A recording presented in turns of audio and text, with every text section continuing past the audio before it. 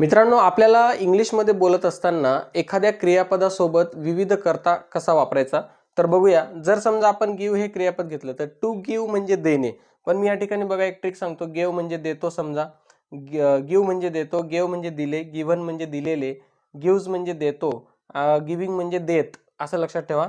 आणि याला आपण V1 V2 V3 V4 आणि V5 असं आपण समजूया.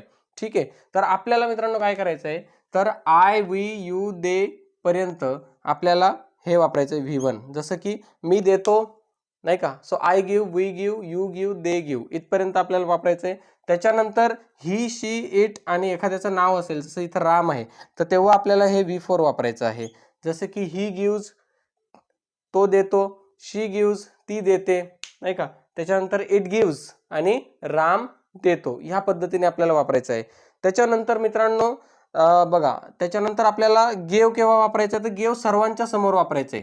जसं की मी दिले, नाही का, मी पैसे दिले, आय गेव मनी, मी त्याचे पैसे दिले, आय गेव हिज मनी.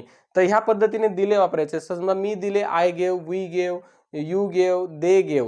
त्याच्यानंतर he gave, she gave, it gave आणि या ठिकाणी राम गेव, रामने दिले, रामने माझे पैसे दिले. So Ram gave my money. तर या ठिकाणी गेव हा सर्वांसमोर येणार आहे, direct I we you they he she it name. तुम्हाला हे पाठ करायचं आहे आणि हे लक्षात ठेवायचं आहे. त्याच्यानंतर आहे गिवन.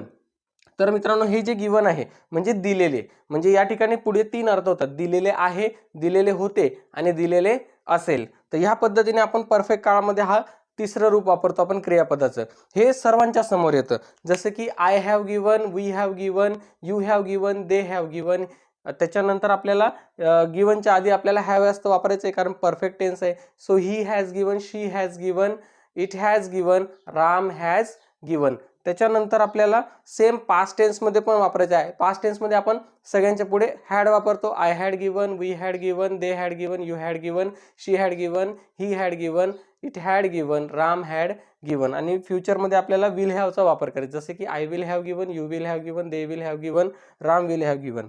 त्याच्यानंतर गिव्ह सांगितलंय. गिव्हिंग, गिव्हिंग हा कंटिन्युअस मध्ये येत असतो. जसं की देत आहे, इकडे सुद्धा देत आहे, देत होता आणि देत असेल, इथं तीन प्रकार येणार आहेत.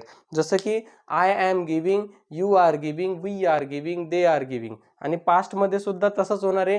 ही was giving, she was giving, it was giving, Ram was giving. आणि फ्युचरमध्ये विल बी गिव्हिंग येणार. जसं की I will be giving, you will be giving, they will be giving, नाही का. तर ह्या पद्धतीने मित्रांनो एकच व्हर्ब आपल्याला ह्या पद्धतीने लक्षात ठेवायचं. व्हिडिओ आवडल्यास चॅनलला नक्की सबस्क्राईब करा.